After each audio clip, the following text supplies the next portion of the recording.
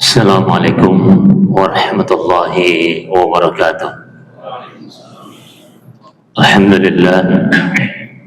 Alhamdulillahilladzi arsala rasulahu bil huda wa dinil haq liyudhhirahu 'ala dini kulli wa kafa billahi shahida. Asyhadu an la ilaha illallah wahdahu la syarika lah. Asyhadu anna Muhammadan abduhu wa rasuluh. Allahumma shalli wa sallim ala nabiyyina Muhammadin wa ala alihi wa ashabihi wa man tabi'ahum bi ihsanin ila yaumiddin. Jamaah salat Isya dan qiyam Ramadan yang dirahmati oleh Allah Subhanahu wa taala. Nikmat yang begitu besar diberikan Allah kepada kita, khususnya selain nikmatul iman wal Islam, nikmatnya kesempatan, kesehatan. Kita sudah berada di bagian akhir dari 10 akhir di bulan Ramadan.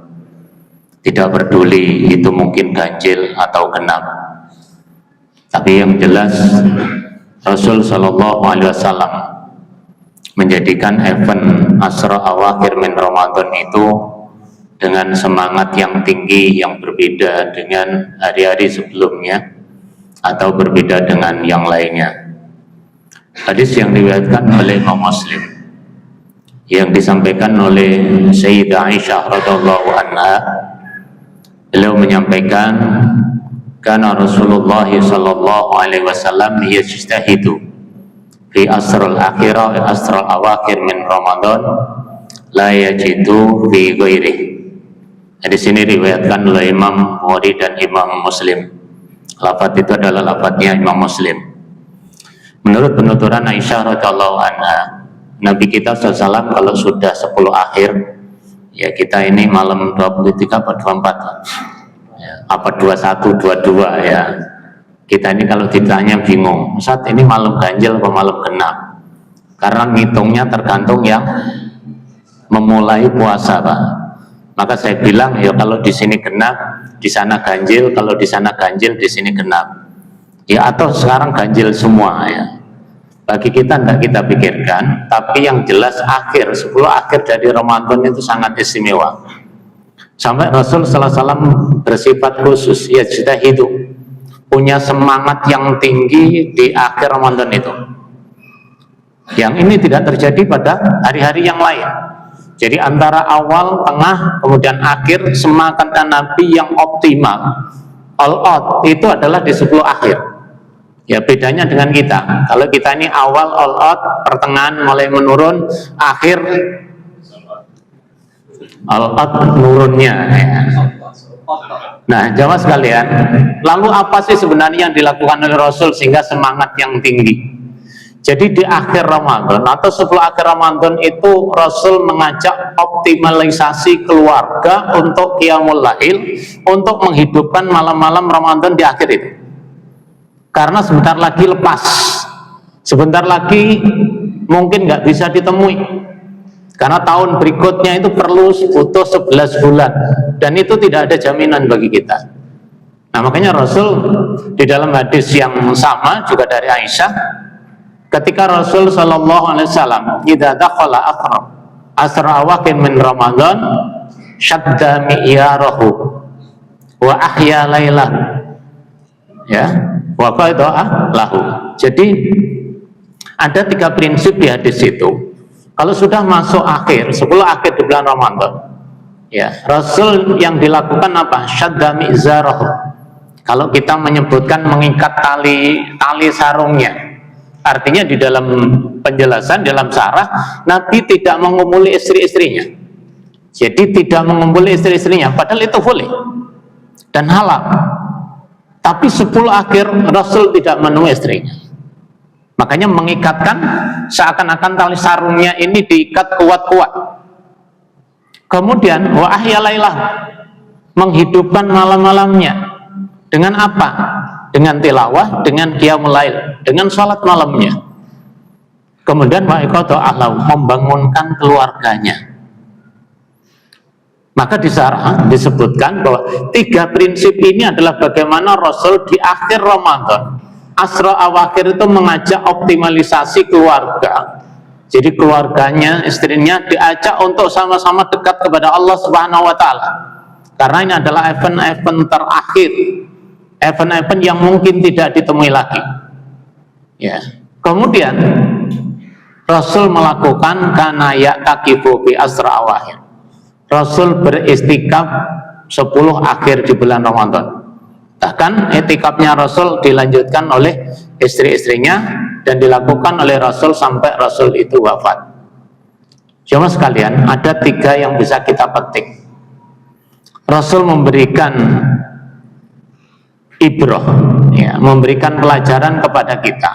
Hendaklah kita ini yang pertama memperhatikan akhir Ramadan ini betul-betul kita optimalisasi dari pekerjaan kita yang terkait dengan ibadah kepada Allah Subhanahu wa Ta'ala. Ya, meskipun mungkin kita sibuk dengan pekerjaan kita, tapi sesibuk apapun harus ada potensi waktu yang kita gunakan, apakah di siang harinya, lebih-lebih di malam harinya. Nah, bagi saudara-saudara kita yang mungkin bekerjanya di malam hari, karena sib di malam hari, hal itu masih bisa dikerjakan. Tentunya apa? Kalau tidak membaca Al-Quran, menghidupkan malam dengan zikrullah, dan itu bisa kita lakukan dimanapun. Ya, di saat kita kerja pun bisa melakukan zikrullah. Dan Rasul sallallahu alaihi wasallam ketika ditanya oleh Sayyidah Aisyah radhiyallahu anha terkait apa yang dibaca ketika seseorang itu bisa i'tikaf. Bagi orang yang i'tikaf, alhamdulillah itu potensi besar. Baik i'tikaf yang secara penuh 10 hari atau i'tikaf yang sifatnya adalah lughawi, di mana kita niat beriktikaf berdiam diri di masjid beberapa waktu. Ya mungkin bisa malamnya, atau mungkin yang nggak bisa malam di siang harinya. Nah, ini kita optimalkan. Makanya menghidupkan malamnya, bagaimana malam itu digunakan sebaik-baiknya. Ya, dengan tilawah Al-Quran, dengan zikrullah, atau juga dengan qiyamul lail yang mungkin tidak bisa mengerjakan di sore harinya, atau badal isya tidak sempat, kita mengambil event di malam harinya atau sepertiga malam terakhirnya, agar hal itu tidak terjadi. Bahkan di dalam kitab Lataiful Ma'arif yang ditulis Imam Ibn Rajab, kalau orang tidak sempat untuk menghidupkan malam-malam dengan sempurna, walaupun ini menurut Ibn Rajab ini aneh gitu, tapi itu jangan sampai ditinggalkan. Apa? Sholat berjamaah isya dan subuh. Artinya kalau kita nggak bisa memanfaatkan potensi malam secara keseluruhan, jangan ditinggalkan sholat berjamaah isya dan subuh. Kenapa? Hadis yang diriwayatkan Imam Ahmad juga hadisnya sahih. Kalau orang itu sholat berjamaah isya, itu seperti kan sholatul nisful lail. Orang yang seakan-akan dia sholat separuh malam, dan itu kita nggak bisa, Pak. Ya, Ustadz Farid ini mau baca hari ini misalkan Al-Baqarah tuntas, saya jamin jamaahnya pulang, tinggal Ustadz Farid saja. Mau Pak, 1 rakaat 3 juz atau 3 juz setengah. Nah, menurut kalau orang mengaku bahwa tidak ada kesempatan, paling tidak 2 sholat itu nggak boleh ditinggalkan dengan berjamaah. Karena orang yang sholat isya berjamaah itu sudah dinilai oleh Allah seperti dia qiyamul lail, dia sholat separuh dari malamnya, ditambah subuhnya. Ya, kalau itu tambah subuh berarti seperti dia sholat malam semalam suntuk. Nah, ini event ya Mas sekalian.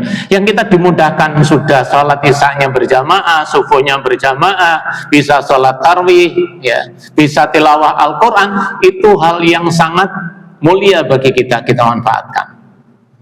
Walaupun rata-rata kalau kita mau jujur, orang i'tikaf itu yang dicari Lailatul Qadar.